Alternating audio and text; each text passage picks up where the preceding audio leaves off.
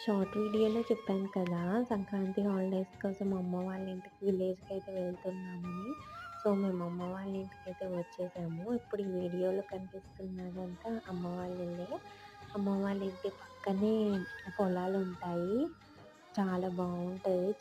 అవి చూస్తేనే ఆ గ్రీనరీని చాలా ప్లెజెంట్‌గా, చాలా పీస్‌ఫుల్‌గా అనిపిస్తది మనకి. చాలా ఫ్రెష్ ఎయిర్ ఉంటది ఇక్కడైతే.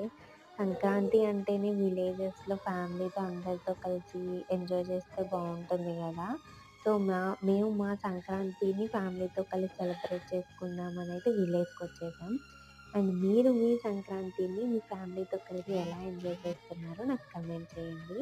అండ్ నేను, అమ్మ కలిసి భోగి కోసం ముగ్గయితే వేసేసాము. అండ్ ఫుల్ మూన్ కూడా వచ్చింది చూసారా? నేను క్లిప్ పెట్టాను.